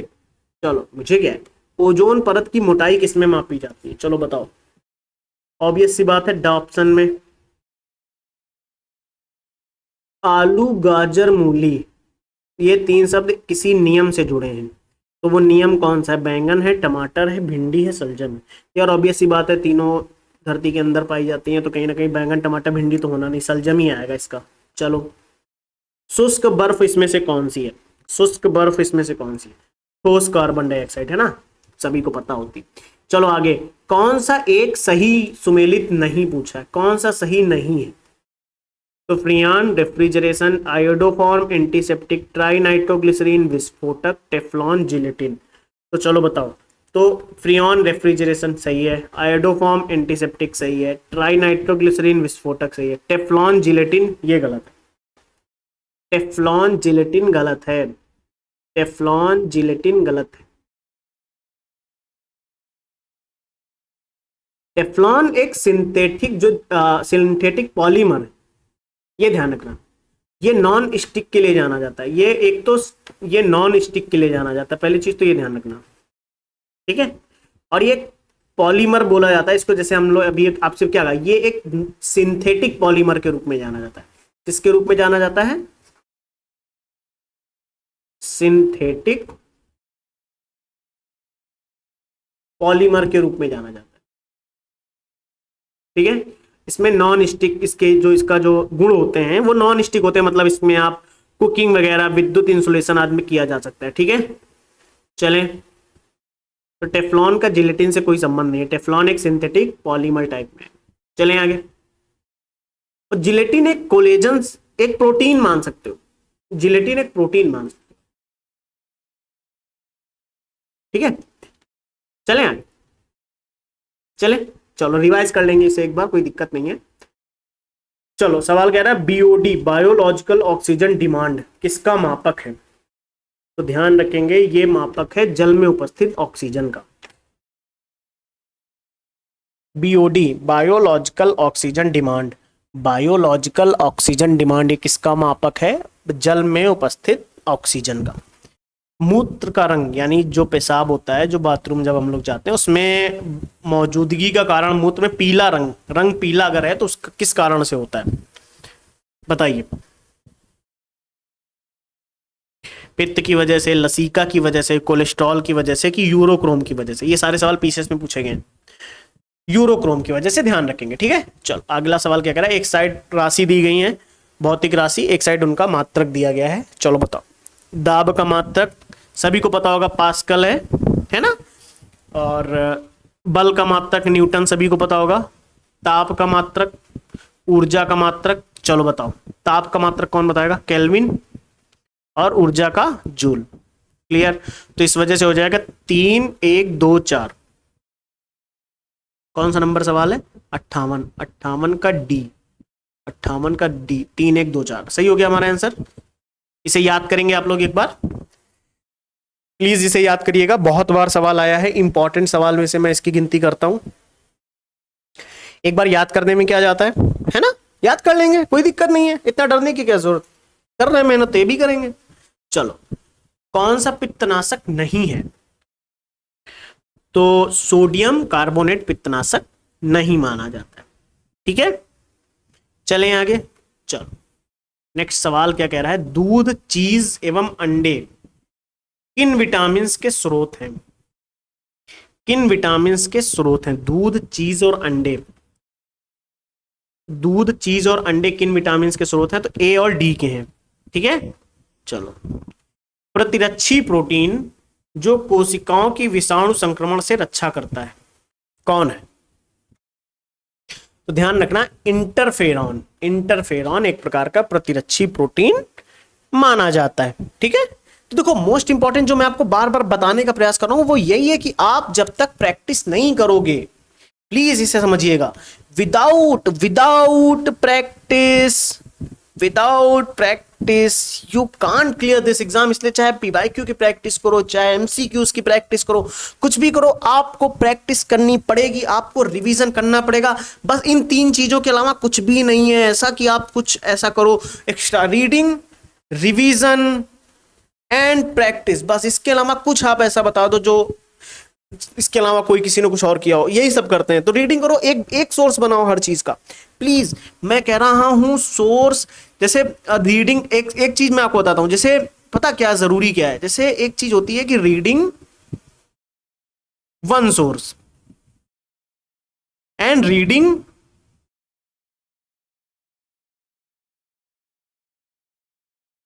10 सोर्स। तो एक चीज ध्यान रखना, जब हम 1 सोर्स का जो आउटपुट है वो much much much much much greater than होगा इस आउटपुट से, ये चीज ध्यान रखना। लेकिन आपको सुननी नहीं, आपको पता नहीं क्यों 10 सोर्सेस के पीछे परेशान हो। आप मत परेशान होना प्लीज, क्योंकि आप एक बार सोर्स के पीछे परेशान होते हो आपका पूरा दिन बेकार जाता है। मत करना ऐसा। चलो सवाल लगाओ, कौन सी धातु तेल में संग्रहित नहीं की जा सकती? सोर्सेस के पीछे मत भटको, जो है वो पढ़ो, आप पढ़ो, रीडिंग करो, प्रैक्टिस करो। कौन सी धातु तेल में संग्रहित नहीं की जा सकती? तो ध्यान रखना, मैग्नीशियम। ठीक है, चलो आगे। स्टेटिन, जिसका प्रयोग रक्त में कोलेस्ट्रॉल स्तर कम करने के लिए होता है, उत्पन्न किया जाता है किससे? जो हमारा कोलेस्ट्रॉल स्तर है उसको कम करने के लिए स्टेनिन का प्रयोग हम लोग करते हैं। ये स्टेनिन कैसे बनाया जाता है? तो मैं आपको बताता हूं। स्टेनिन जो बनाया जाता है वो बनाया जाता है खमीर से। चलें नेक्स्ट सवाल। हाँ, ये सवाल है थोड़ा सा, बहुलकों में कौन सा एक जैव निम्नीकरण बहुलक है? तो इसमें आप ध्यान रखेंगे नाइलॉन 2 एंड नाइलॉन 6। ठीक है, चलें आगे। चलो, कौन सा एक युग्म सही सुमेलित है? जैव निम्नीकरण, वेस्ट क्लोरोफ्लोरोकार्बन, ओजोन की कमी, रिक्तता, यूवी किरणों से रक्षा, पारिस्थितिकी तंत्र, सौर ऊर्जा, जैव निम्नीकरण, पॉलीथीन। यार कॉमन सेंस की बात है, जैव निम्नीकरण वेस्ट क्लोरोफ्लोरोकार्बन से तो कोई मतलब है नहीं, ये भी गलत है। ओजोन की कमी से यूवी किरणों से रक्षा नहीं होती बल्कि नुकसान करता है, ये भी गलत हो गया। जैव निम्नीकरण से पॉलीथीन, ये भी गलत है। कहीं ना कहीं ये सही है हमारा। ठीक है, पारिस्थितिकी तंत्र, सौर ऊर्जा। कौन से जीव समूह की सर्वाधिक जैव विविधता होती है? कौन से जीव समूह की सर्वाधिक जैव विविधता होती है, बताओ। तो मत्स्य, उभयचर, स्तनधारी या कवक? तो ध्यान रखेंगे कवक की सबसे ज्यादा होती है, ठीक है, लाइकेन भी बोलते हैं कवक। हाइड्रोपोनिक्स क्या है? तो हाइड्रोपोनिक्स जलीय पादप संवर्धन माना जाता है, ठीक है। क्या माना जाता है? जलीय पादप संवर्धन। और ये इंपॉर्टेंट सवाल है, इस तरीके के सवाल पूछता है आपसे, ध्यान रखेंगे। फल में कौन सा अम्ल होता है? सेब में। सेब में कौन सा अम्ल होता है? कमेंट में बताओ, मैं तो आंसर बता ही दूंगा बालक, चिंता नहीं करनी है आपको, पूरा ध्यान पढ़ाई पे रहना चाहिए। आप मुझे बताओ कि फल सेब में कौन सा अम्ल पाया जाता है? तो फल सेब में पाया जाता है मैलिक अम्ल, ठीक है। चलो, मृग तृष्णा बनना, मरीचिका जिसको बोलते हैं, किसका उदाहरण है?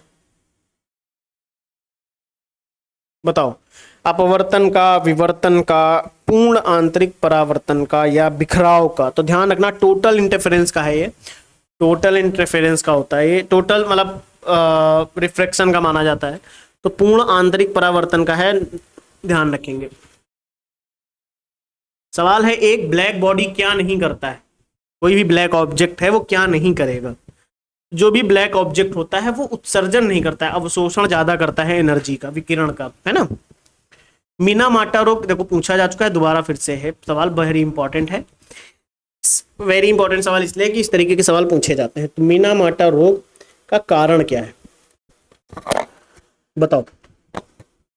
ध्यान रखना, मर्क्यूरी प्रदूषित जल, ठीक है। कौन सा प्रदूषित? मर्क्यूरी प्रदूषित जल। चलें आगे, कह रहा है शुद्ध जल का पीएच मान कितना होता है? शुद्ध जल का पीएच मान कितना होता है? ये सब पीवाईक्यू है, सारे पीवाईक्यू है लिटरली। शुद्ध जल का पीएच मान कितना होता है? तो शुद्ध जल का पीएच मान होता है 7। सफेद रोशनी में देखा गया साबुन का बुलबुला रंग दिखाता है, क्यों? साबुन का बुलबुला रंग दिखाता है क्यों? What is the reason behind that? तो प्रकीर्णन है कि व्यतिकरण है कि विक्षेपण है कि विवर्तन है? तो ध्यान रखना इसका आंसर व्यतिकरण होता है। मानव हृदय में कक्षों की संख्या कितनी होती है? तो मानव हृदय में कक्षों की संख्या 4 होती है, ध्यान रखेंगे, ठीक है।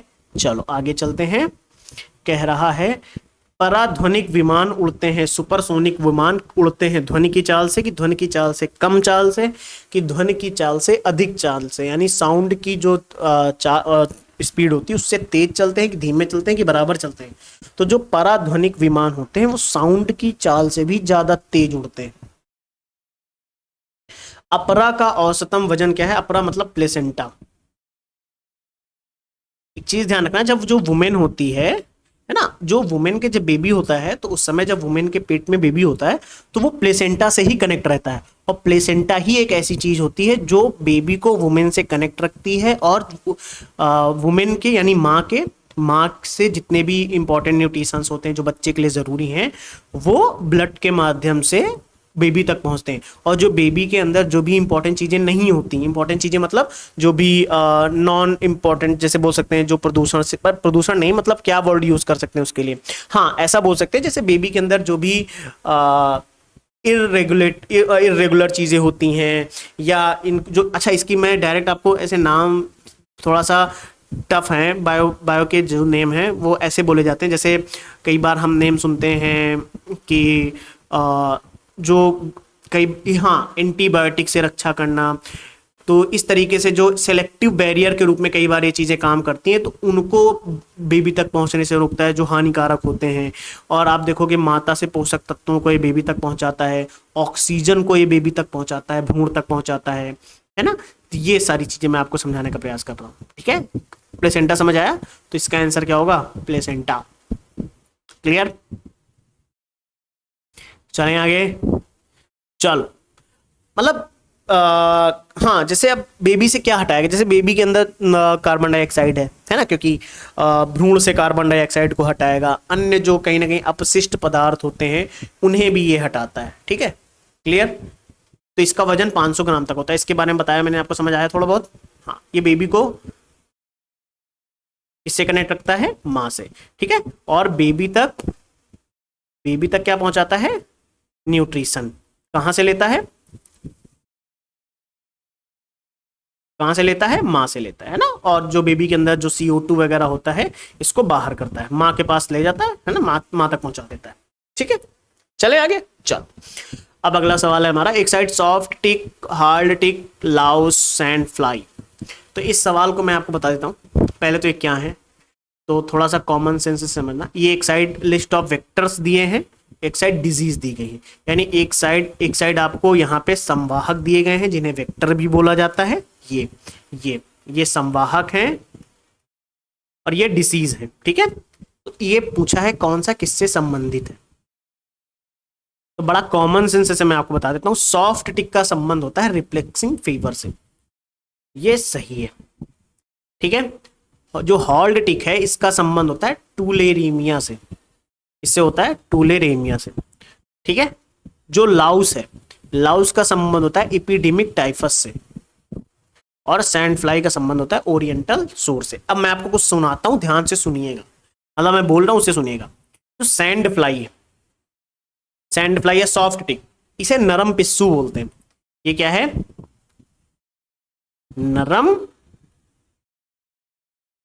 पिस्सू, ठीक है। ये छोटे परजीवी होते हैं। चलो एक सेकंड, मैं यहां पे इधर बताता हूं तो थोड़ा सा समझ में भी आएगा। मैं ब्लू कलर से लिखता हूं, ठीक है। देखो ध्यान से, ये क्या है? ये हैं छोटे पिस्सू, क्लियर? कोई डाउट आता? ये छोटे परजीवी भी कहलाते हैं, छोटे परजीवी भी होते हैं। कोई डाउट यहां तक? आई थिंक नहीं होना चाहिए, है ना। ये कैसी बीमारी फैलाते हैं? तो ये रिफ्लेक्सिंग फीवर नामक बीमारी फैलाते हैं। कोई डाउट यहां तक? ठीक है। अब आपसे पूछा रिफ्लेक्सिंग फीवर कैसी बीमारी है, तो ध्यान रखेंगे जीवाणु जनित बीमारी है। बताओ कोई डाउट यहां तक? क्लियर? अब ये किस जीवाणु से होता है? तो बोरेलिया नामक एक जीवाणु होता है। तो एक जीवाणु होता है जिसका नाम है बोरेलिया। बोरेलिया नामक एक जीवाणु होता है, उससे ये रिफ्लेक्सिंग फीवर नामक बीमारी फैलती है, ठीक है। क्लियर? अब हार्ड टिक क्या है? इन्हें कठोर पिस्सू कहा जाता है। इन्हें क्या कहा जाता है? कठोर पिस्सू। हिंदी मीडियम में पिस्सू ही इसको बोला जाता है, एग्जाम में भी पिस्सू लिख के आ सकता है। ये परजीवी होते हैं, ये भी एक प्रकार के ये परजीवी होते हैं ये भी। क्लियर? कठोर पिस्सू के बारे में बात हो रही है यहाँ पे, क्लियर। इनकी बाहरी परत जो होती है वो कठोर होती है। ये भी कई बीमारी फैलाते हैं, ये टूलेरीमिया नाम की बीमारी फैलाते हैं। अच्छा, ये भी जीवाणु से होने वाली एक संक्रामक बीमारी है। ये जो बीमारी है ये किससे होती है? जीवाणु जनित है ये भी, ठीक है।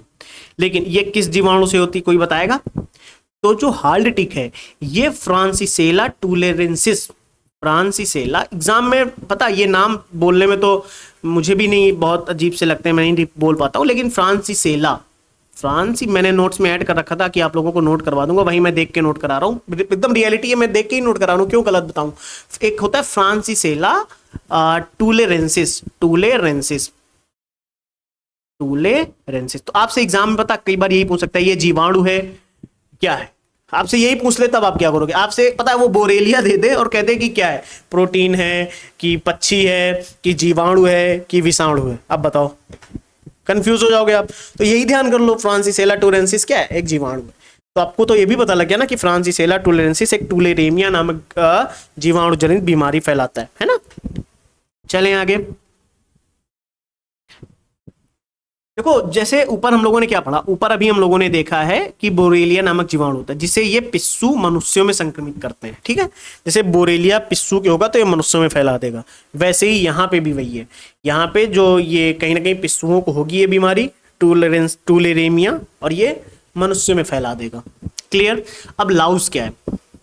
लाउस सभी को पता है, ये एक प्रकार का जू है, जुआ, रेयस, जुआ। ये मनुष्यों के जान बालों में भी पाया जाता है, जानवरों के बालों में भी पाया जाता है। ये एक इपीडेमिक टाइफस नामक गंभीर बीमारी फैलाते हैं। ये भी जीवाणु के कारण होती है। ये जो बीमारी है ये भी किसके कारण होगी, तो कंफ्यूज नहीं होंगे, ये भी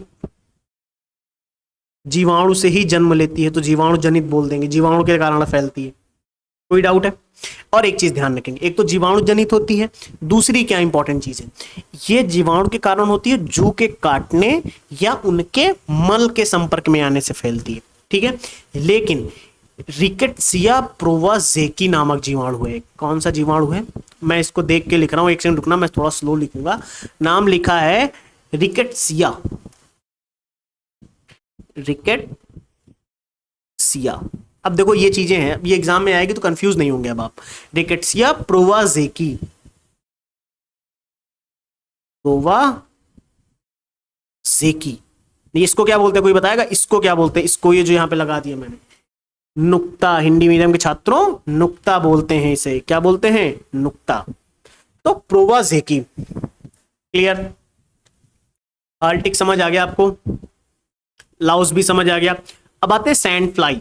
सैंड फ्लाई क्या है, इन्हें बालू मक्खी या फ्लीबोटोमाइन कहते हैं। बालू मक्खी या फ्लीबोटोमाइन, ये क्या है, बालू मक्खी है। देखो ये चीजें याद करने वाली हैं बेटा, है ना, बालू मक्खी या फ्लीबोटोमाइन, फ्लीबोटोमाइन। कोई डाउट यहां तक? देखो कुछ रॉकेट साइंस नहीं है, लेकिन हाँ थोड़ा सा नाम याद करना टफ है, मैं ये मानता हूं, लेकिन फिर नाम याद ना हो ऐसा भी नहीं है, नाम याद होते हैं, है ना, नाम याद होते हैं, आपको भी याद हो जाएंगे। फ्लीबोटोमाइन, फ्लीबोटोमाइन। ये सैंड फ्लाई जीवाणु नहीं बता रहा मैं आपको, सैंड फ्लाई ये इन्हें ये भी कहा जाता है, इनका नाम है, ये उड़ने वाले कीट हैं। कैसे कीट हैं, उड़ने वाले कीट हैं। पहली बात तो ये भी ध्यान रखेंगे, कंफ्यूज नहीं होंगे, ये उड़ने वाले कीट हैं। ये रेतीले इलाकों में आप इनको देखोगे, ठीक है। ये भी कई बीमारी फैलाते हैं, इनमें से एक बीमारी है ओरिएंटल सोर। देखो ऊपर लिखिए, कनेक्ट किया हम लोगों ने। ओरिएंटल सोर एक प्रकार का क्यूटेनियस लिस्मैनियासिस है, मतलब ये भी एक प्रकार के परजीवी के कारण होता है। ये जो बीमारी होती है ओरिएंटल सोर, ऊपर क्या लिखा है, ओरिएंटल सोर, मैं इसको यहां पे एक्सप्लेन कर रहा हूं, ठीक है। ओरिएंटल सोर जो इससे ही कनेक्टेड है, तो ओरिएंटल सोर एक तो परजीवी के कारण होती है,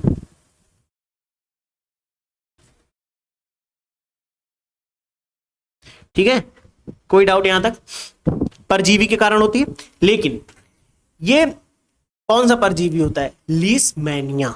कौन सा होता है, लीशमैनिया। कंफ्यूज नहीं होंगे, बार बार मैं फिर कह रहा हूं, लीशमैनिया। अब जैसे ये इंफॉर्मेशन पूरी आपको एक सवाल से मिली इतनी सारी, तो इसे एक डाउन अगर आपने नोट डाउन नहीं किया है तो मैं फिर कह रहा हूं ये आप अपने साथ बहुत गलत कर रहे हो, ये अपने साथ वाकई में आप बहुत गलत कर रहे हो। जैसे ये इतनी इंफॉर्मेशन मैंने आपको एक सवाल में दी, जो जरूरी है वहां पे मैंने दी है, ऐसा नहीं है। यहाँ पे जो सैंड फ्लाई है ये मनुष्यों में फैला देते हैं। अब कल को आप ये मुझसे कहो कि ये सवाल आपने बताया था और अगर इससे सवाल आया दोबारा, तो हो सकता है आप गलत करके आओ, क्योंकि रिवाइज नहीं करोगे, प्रैक्टिस नहीं करोगे। मैं फिर कह रहा हूं इसका revision most most most important है। मैं फिर कह रहा हूं क्योंकि ये जो आप मेहनत कर रहे हो, बच्चा बैठे हो ना यहाँ पे, हम लोगों ने 1 घंटा हुआ है, 1 घंटे 3 मिनट की क्लास हुई, आप देख लो 78 क्वेश्चन हम लोगों ने किए।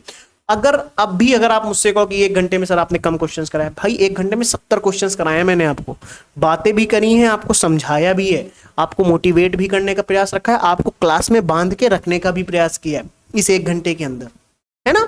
तो कहीं ना कहीं आपको भी समझना पड़ेगा कि 1 घंटे में हम 200 सवाल तो नहीं कर सकते, है ना। तो फिर अब जैसे 70 सवाल किए, कम किए, देखो इतना एक्सप्लेनेशन भी दिया है मैंने आपको। चलें आगे, चलो नेक्स्ट क्वेश्चन पे चलते हैं, प्लीज इसे आप रिवाइज करिएगा। सवाल नेक्स्ट क्या कह रहा है, कौन सा कारण सीओपीडी का है, सीओपीडी का कारण कौन सा है। सीओपीडी क्या है, सीओपीडी होता है क्रोनिक ऑब्स्ट्रक्टिव पल्मोनरी डिसीज, जिसको बोलते हैं, हिंदी में भी यही बोला जाता है, क्रोनिक ऑब्स्ट्रक्टिव पल्मोनरी डिसीज, ये फेफड़ों की एक सामान्य बीमारी है। इसका फुल फॉर्म रख दें, क्रोनिक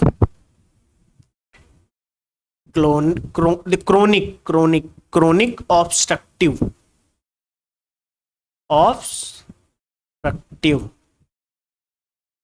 पल्मोनरी डिसीज। ठीक है, एक तो ये किसकी बीमारी है, फेफड़ों की बीमारी है। क्लियर, कोई डाउट यहां तक? इससे फेफड़ों से हवा के प्रवाह में रुकावट पैदा होती है। ठीक है, ये चीज ध्यान रखेंगे। तो अब सीओपीडी के अंतर्गत आने वाली दो बहुत आम स्थितियां होती हैं जिन्हें हम बोलते हैं इम्फाइसीमा या वात स्फीति बोला जाता है। इसमें से दो होती हैं, मैं यहाँ पे नोट डाउन करा रहा हूँ आपको, प्लीज इसे याद रखिएगा। एक होती है, मैं क्यों करा रहा हूँ, अगर सवाल आ गया तो फंस जाओगे बेटा, नहीं कर पाओगे, फिर आप पक्का गलत करके आओगे, इस वजह से मैं आपको अभी से रेडी कर रहा हूँ इसके लिए। एक होती है इसमें क्रोनिक ब्रोंकाइटिस, वो पहले लिखिए आप, क्रोनिक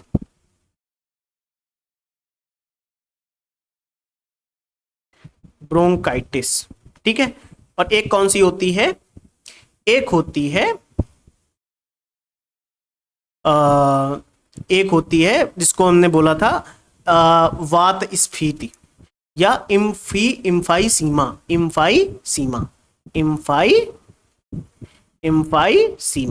ठीक है, ये ध्यान रखेंगे। तो इसमें से सीओपीडी कौन सा है पता है आपको? इसमें जो सेवन माना जाता है वो माना जाता है क्रोनिक कंस्ट्रक्टिव पेरी एक तो नाम इतने कठिन है, ना आप बोल पाओ ना मैं बोल पाऊं सही से, एक बार में 2 बार पढ़ो तब जाके नाम बोल पाओ, क्रोनिक कंस्ट्रक्टिव पेरिकार्डियाटिस। ठीक है, ठीक है, कार्डियाटिस। अब एक चीज ध्यान रखना, इसका मतलब मैं आपको बहुत डीप में नहीं ले जाना चाहता, लेकिन बस आपको इतना ध्यान रखना है, जैसे आप इसी के अंतर्गत देखोगे ये ब्रोंकियल जो ट्यूब होती है उनमें सूजन की मानी जाती है, लंग टीबी के लिए भी होती है। जो क्रोनिक कंस्ट्रक्टिव पेरिकार्डिस है ये हृदय को घेरने वाली है। किसको घेरने वाली है? हृदय को घेरने वाली थैली की सूजन से रिलेटेड है। ठीक है, तो ये सीओपीडी का सीधा कारण नहीं माना जाता है, भी ध्यान रखना आपको।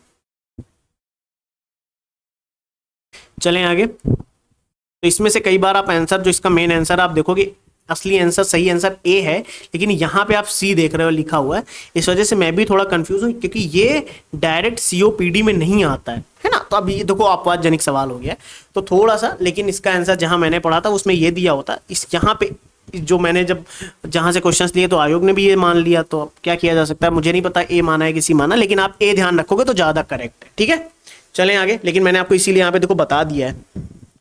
चलें आगे, चलो कोई बात नहीं, आप एक क्वेश्चन जरूरी नहीं ये सवाल में आने वाला। एक स्थित बीमारी जिसमें ऊपरी त्वचा शिश्न मुंड पर पीछे नहीं हट सकती है, तो ये कैसा सवाल, इसमें मतलब इसका आंसर क्या होगा? इसका आंसर होता है फीमोसिस। ठीक है, चलें आगे।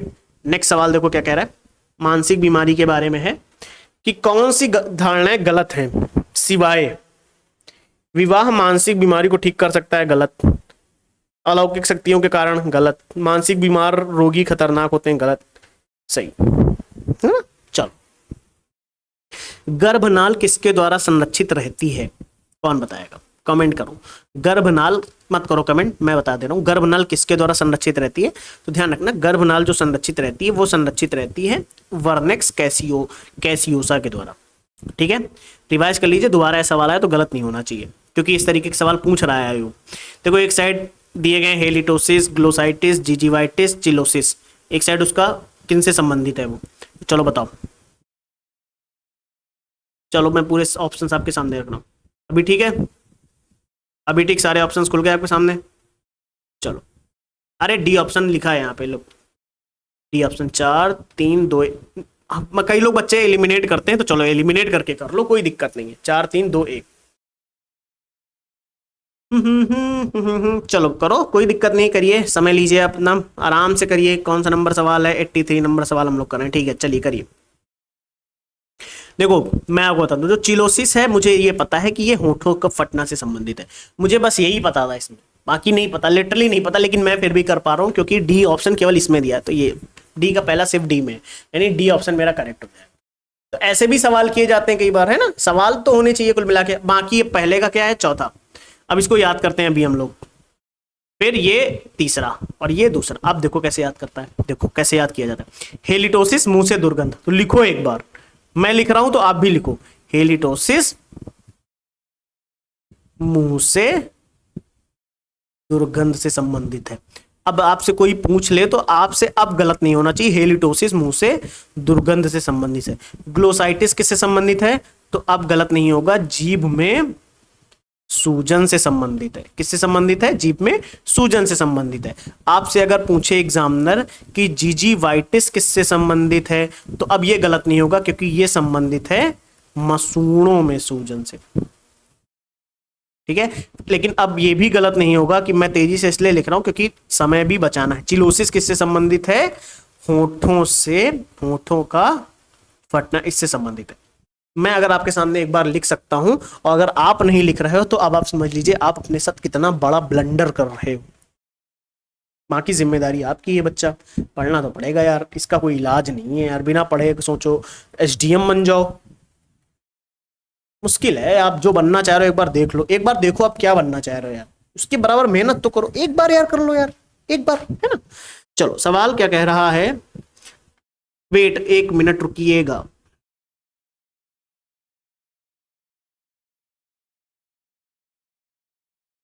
हम लोग 84 नंबर क्वेश्चंस कर रहे हैं। 84 नंबर क्वेश्चंस क्या कह रहा है, एक बार देखो। पेडियाट्रिक मेडिसिन के अंतर्गत डॉक्टर इलाज करता है किसका, पैरों का, मुंह का, वृद्धों का या बच्चों का, तो ध्यान रखना करता है पैरों का। ठीक है, चलो आगे चलें।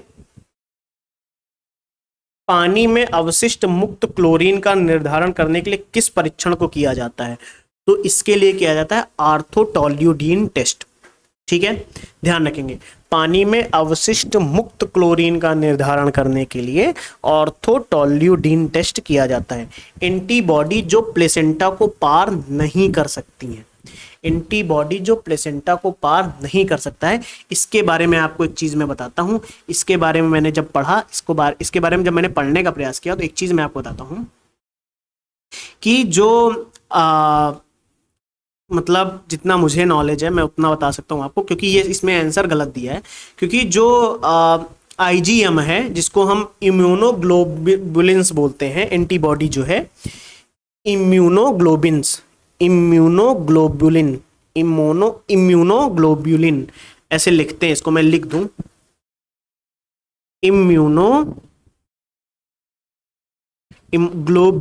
ग्लोबुलिन बोलते हैं, ग्लोबुलिन, ठीक है, ये बोला जाता है। तो इसमें से देखो एक जी है, एक एम है, एक ई है और एक ई है ना। तो अब मैं आपको इसमें से एक चीज बताता हूं, ध्यान से, बहुत ध्यान से सुनेंगे, कि जो इसमें से केवल जी ऐसा है, इम्यूनोग्लोबुलिन्स में केवल only immunoglobulin G can effectively cross the placenta barrier from the mother to the developing foetus providing passive immunity. मतलब इसका मतलब जो मैंने ये स्टेटमेंट बोला है, इसको मैं हिंदी में बताता हूं। केवल जी ऐसा है, केवल जी ऐसा है, जहां से मैं बता रहा हूं, केवल जी ऐसा है जो पार कर पाता है, लिटरली केवल जी ऐसा है जो पार कर पाता है। ठीक है, क्रॉस द प्लेसेंटा बैरियर, जो प्लेसेंटा का बैरियर है, जो प्लेसेंटा का क्या है, बैरियर है, इसको ये पार कर पाता है और फीटस तक पहुंचता है। और फीटस तक क्या पहुंचाता है, जो भी न्यूट्रिशंस वगैरह हैं उनको फीटस तक पहुंचाता है। क्लियर, समझ आया जो मैंने आपको समझाना चाहा। जैसे यहां पे इसमें आंसर पता क्या है, इसमें कौन पार नहीं कर सकता, तो 86 का दिया है ए, बल्कि मैं जहां से पढ़ रहा हूं वहां पे लिखा है ए पार कर पाता है, आईजीजी पार कर पाता है। बाकी अदर एंटीबॉडी जैसे IgA, IgE, IgM do not significantly cross the placenta due to their structural characteristics and primarily functions. ये अपने स्ट्रक्चर की वजह से और अपने प्राइमरी फंक्शंस की वजह से प्लेसेंटा को पार नहीं कर पाते हैं। तो इस वजह से मुझे लग रहा है क्वेश्चंस में ये मिस्टेक है, यहां नहीं की जगह होना चाहिए कि कर सकता है। कौन पार कर सकता है, तो जी पार कर सकता है, फिर सही हो जाएगा। ठीक है, कोई डाउट यहाँ तक? देखो मैं आपको हर चीज अपने हिसाब से सही बताने का प्रयास करूँ, 99% चीजें मैं सही बताऊंगा, गलत नहीं करूंगा, ठीक है। स्पेसिफिकली आईजीएम इस पेंटामेरिक स्ट्रक्चर, बहुत लार्ज मॉलिक्यूल होते हैं इसके, आईजीएम के, इसके बहुत लार्ज मॉलिक्यूल होते हैं। ये इसके इतने लार्ज मॉलिक्यूल की वजह से ये प्लेसेंटा के अंदर तो जा ही नहीं सकता। आईजीए इस ये मस्कुलर सिक्रेशंस के लिए होता है, ठीक है। अब IgE is primarily involve in allergic reaction, जो आईजीई है ये एलर्जी के लिए है, आईजीए जो ब्रेस्ट मिल्क होता है वुमेन का, माँ का, उसके लिए होता है। तो कहीं ना कहीं ये नहीं जा सकता, आईजीजी ही जो है वो पहुंचता है, बाकी एईएम नहीं जाते, ठीक है। बाकी मैं इसको एक बार और क्लियर करूंगा मैं, ठीक है। बाकी दो क्वेश्चंस आज ऐसे थे जो थोड़ा सा अपवाद जनित मान सकते हो, तो जरूरी नहीं यही एग्जाम में पूछे, है ना। अगर आते भी हैं तब तक मैं क्लियर कर दूंगा इनको, एकदम मस्त रहिए आप, चिंता मत करिए, शिवांश भैया आपके साथ हैं। इनमें से कौन गर्भ निरोधक की अंतिम विधि है, चलो बताओ। तो ध्यान रखना, इसमें से पुरुष नसबंदी ही गर्भ निरोधक की अंतिम विधि मानी जाती है। अगला सवाल है, मधुमेह एवं रक्तचाप आइसबर्ग घटना का एक अच्छा उदाहरण है, दोनों रोग संक्रमण रोग नहीं है। तो चलो बताओ। तो इसमें से ध्यान रखेंगे, पहला स्टेटमेंट जो हमारा है सही है, और दूसरा स्टेटमेंट भी सही है, और रीजन भी सही है, ये चीज ध्यान रखें। मधुमेह और रक्तचाप आइसबर्ग घटना का एक अच्छा उदाहरण है, और दोनों संक्रामक रोग नहीं है। मधुमेह और रक्तचाप कहीं संक्रामक रोग है? तो फिर गर्भ के तीसरे तिमाही में कैल्शियम की प्रतिदिन आवश्यकता होती है, कितने कैल्शियम की? तो एक चीज ध्यान रखना, लगभग 1000 मिलीग्राम कैल्शियम की आवश्यकता होती है गर्भ के तीसरी तिमाही में, ठीक है, तीसरे तिमाही में। वैश्विक तापमान बढ़ाने के लिए कौन सी गैस जिम्मेदार है? तो ये चीज ध्यान रखेंगे, कार्बन डाइऑक्साइड, ठीक है, बताने की जरूरत नहीं, सभी को पता है। कह रहा है नया सवाल कर, रतौंधी बेरी बेरी रिकेट्स एनीमिया। अब बताओ, क्या ये आपको नहीं पता है? क्या ये विटामिन बी की कमी से नहीं पता आपको? बताइए। कॉमन सेंस से सवाल कर सकते हैं बहुत सारे, तुम लोग बहुत सारे सवाल हम लोग कॉमन सेंस से कर पाते हैं। चलो मैं सवाल दो तो लगा दिए, बाकी दो जरा आप करो, सारे ऑप्शन आपके सामने, लेकिन अब तो कॉमन सेंस से भी कर दोगे आप लोग। ऑब्वियस सी बात है, इसका क्या हो जाएगा ये, और इसका क्या हो जाएगा ये, कॉमन सेंस। देखो, रतौंधी विटामिन ए की कमी से होता है, बेरी बेरी विटामिन बी1 की कमी से होता है, रिकेट्स विटामिन डी की कमी से होता है, एनीमिया आयरन की कमी से होता है, सभी को पता है, कॉमन सेंस है। लेकिन ये रिवीजन इंपॉर्टेंट है, पहली चीज तो इसका रिवीजन इंपॉर्टेंट है, पहली चीज रिवाइज करना जरूरी है, और ये इंपॉर्टेंट है अपने आप में, बहुत वेरी वेरी इंपॉर्टेंट इसको बोलते हैं हम लोग, ठीक है। ये विटामिन पे सवाल आना 100% तय है, 100% तय, मतलब एक होता है तय, एक होता है 100% तय। तो फिर समझ लो जब विटामिन पे सवाल आना ही तो क्यों नहीं पढ़ के जाए हम लोग, है ना। चलो आगे भी चलते हैं, नेक्स्ट सवाल पे हमारा क्या सवाल कह रहे हैं, एडीज मच्छर कहाँ पनपते हैं? एडीज मच्छर कहाँ आते हैं? एडीज मच्छर, तो एडीज मच्छर साफ पानी में मिल जाता है अपने को। एमआरएनए वैक्सीन कौन सी है?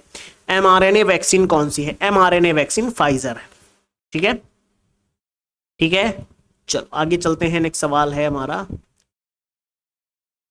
बच्चों में कॉम्प्लेक्स स्पॉट किस बीमारी के लक्षण है? तो बच्चों में जो कॉम्प्लेक्स स्पॉट होता है वो होता है खसरा बीमारी के लक्षण, ठीक है। हीमेटोमेलिया, हीमेटोमेलिया कहाँ के रक्तस्राव को दर्शाता है? हीमेटोमेलिया कहाँ के रक्तस्राव को दर्शाता है? तो हीमेटोमेलिया, हीमेटोमेलिया मेरुरज्जु के रक्तस्राव को दर्शाता है, ठीक है। तो अगली बार ये सवाल है तो इसके लिए तैयार रहेंगे आप लोग। फिर फेलोपियन ट्यूब के संक्रमण एवं सूजन को इस रूप में जाना जाता है, किस रूप में? तो इसका आंसर है, ये जो यहाँ पे सात पिंजाइटिस लिखा है ना, सात पिंजाइटिस नहीं होता, बल्कि होता है सालपिंजाइटिस, सालपिंजाइटिस, सालपिन, इसको ऐसे लिखते हैं, सालपिंजाइटिस, ठीक है। सी ऑप्शन सही है, ये लिखा है यहाँ पे सालपिंजाइटिस। क्या होता है सालपिंजाइटिस? ये फैलोपियन ट्यूब की सूजन को संदर्भित करता है, जीवाणु संक्रमण के कारण होता है। अच्छा, मेट्राइटिस क्या है? ये क्या है? ये गर्भाशय की सूजन के बारे में बताता है, ठीक है, ये गर्भाशय की सूजन के बारे में बताता है। अच्छा, ऊफोराइटिस, ये जो ऊफोराइटिस लिखा है ये किसकी सूजन के बारे में बताता है? ये बताता है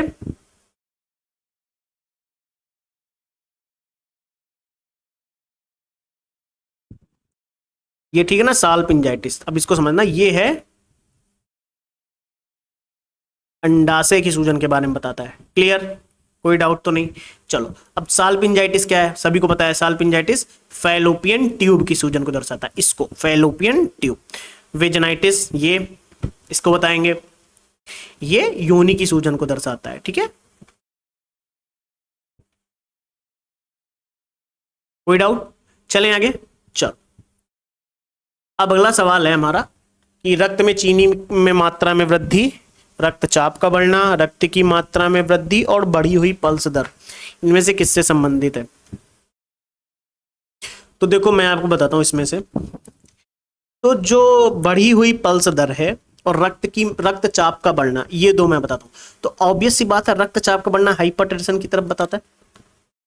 क्लियर, हाइपरटेंशन की तरफ बताता है। बी का 4, अब बी का 4 से बी नंबर में दिखा, आंसर आपका लग गया। ऐसे क्वेश्चंस भी सही किए जाते हैं कई बार, तो ये भी आपको ध्यान रखना है ना। लेकिन हम बाकी पूरे करते हैं। रक्त में चीनी मात्रा में वृद्धि, हाइपरग्लाइसीमिया। क्लियर, फिर रक्त की मात्रा में जब वृद्धि की बात है तो हाइपरवोलीमिया, और जब आपसे बढ़ी हुई पल्स दर के बारे में बात करें तो टेकीकार्डिया। ठीक है, एक दो बार आज जो भी मैंने बताया है, आज की क्लास को यहीं पे रखते हैं। 97 क्वेश्चन हम लोगों ने किए हैं, प्लीज इसे रिवाइज करिएगा। बहुत इंपॉर्टेंट सवाल हम लोगों ने किए हैं, बहुत इंपॉर्टेंट सवाल हम लोगों ने प्रैक्टिस किए हैं। ध्यान रखना, बहुत इंपॉर्टेंट सवाल हम लोगों ने किए। ठीक है, बहुत important. Please please please, revision is most important की टू क्लियर एनी एग्जामिनेशन। और अगर मेरे साथ आप पढ़े हो अभी तक अगर आपने पढ़ी है पूरी क्लास, प्लीज क्लास के एंड में सिर्फ ये लिख के जाना, सर भैया I will clear UPPCS prelims, I will clear. और मेरा आज टीचर्स डे है, आप लोगों ने बहुत सारे प्यार मुझे भेजा, बहुत सारा टीचर्स डे का विशेष आया मेरे पास। उस सब का प्यार मैं आपके साथ भी कहता हूँ कि मेरी दुआएं आपके साथ हैं। आप जितने लोग यहाँ पढ़ रहे हो, आपका सिलेक्शन हो, you will clear UPPCS prelims 2025। आप एक दिन एसडीएम बन के सामने आओ, बहुत अच्छे से मुलाकात होगी फिर। लेकिन बहुत अच्छे से पढ़ाई करनी है, मन से पढ़ाई करनी है, लगन के साथ पढ़ाई करनी है, जरा सी भी शैतानी नहीं करनी है। कम समय बचा है, ध्यान मत भटकाना, अच्छे से पढ़ाई करेंगे, हम सब आपके साथ हैं। तो आज कमेंट में ये लिख के जाओ, sir I will clear UPPCS prelims. और मेरी एक बात ध्यान रखना, ये आपकी खुशी का सवाल नहीं है, ये आपके साथ जो आपके साथ खड़े हैं उनकी भी खुशी का सवाल है। इसलिए लिखो कमेंट में, sir I will clear UPPCS prelims 2025। फिर मेंस की तैयारी तो धमाके से करेंगे ना साथ में, क्या दिक्कत है? ठीक है, लिखो I will clear UPPCS prelims 2025। चलो, फिलहाल के लिए आज की क्लास में मैं इतना ही रखता हूं। आगे बहुत सारे सवाल हम लोग करेंगे। ठीक है, कल फिर करेंगे, कल और सवालों की संख्या बढ़ाने का प्रयास करेंगे, थोड़ा तेजी से करने का प्रयास करेंगे। ठीक है, थैंक यू, टेक केयर, ध्यान रखेंगे, है ना। Bye bye.